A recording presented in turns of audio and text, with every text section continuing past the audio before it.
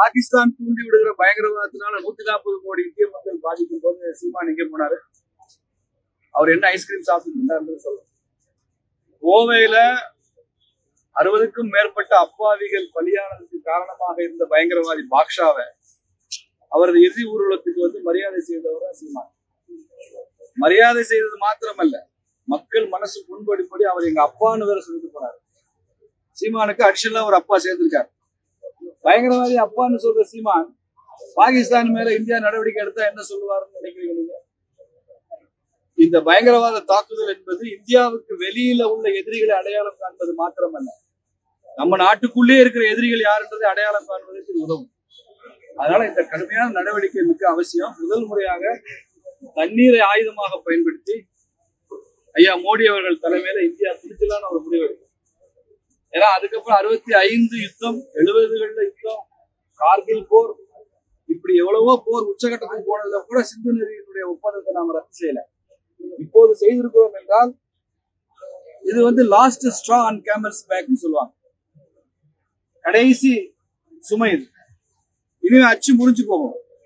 இதே மாதிரி பயங்கரவாத தாக்குதல் தொடர்ந்து நடத்த அனுமதிக்க முடியாது. பாகிஸ்தானுக்கு ஒரு பாடம் கற்பித்து தான் தீர வேண்டும் என்ற முயற்சியில தான் இது நடந்திருக்கிறது. இது தேசபக்தர்கள் வரவேற்கிறாங்க.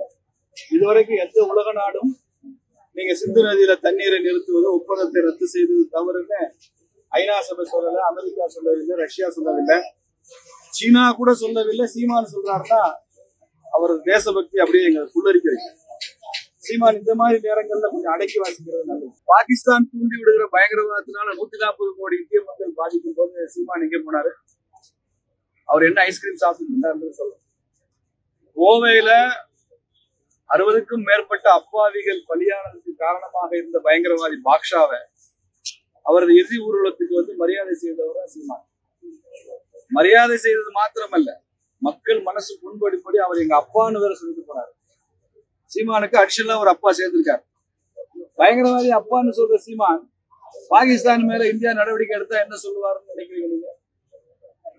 இந்த பயங்கரவாத தாக்குதல் என்பது இந்தியாவுக்கு வெளியில உள்ள எதிரிகளை அடையாளம் காண்பது மாத்திரமல்ல, நம்ம நாட்டுக்குள்ளே இருக்கிற எதிரிகள் யாருன்றதை அடையாளம் காண்பதற்கு இது உதவும்.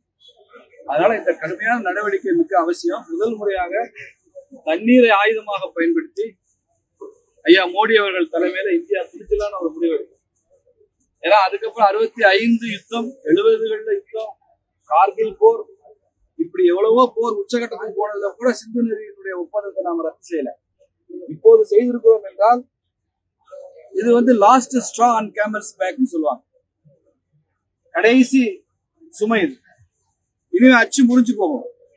இதே மாதிரி பயங்கரவாத தாக்குதல் தொடர்ந்து நடத்த அனுமதிக்க முடியாது. பாகிஸ்தானுக்கு ஒரு பாடம் கற்பித்து தான் தீர வேண்டும் என்ற முயற்சியில தான் இது நடந்திருக்கிறது. இது தேசபக்தர்கள் வரவேற்கிறாங்க.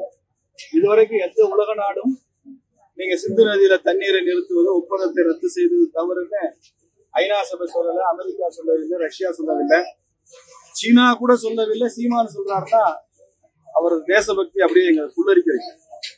சீமான் இந்த மாதிரி நேரங்கள்ல கொஞ்சம் அடக்கி வாசிக்கிறது நல்லது.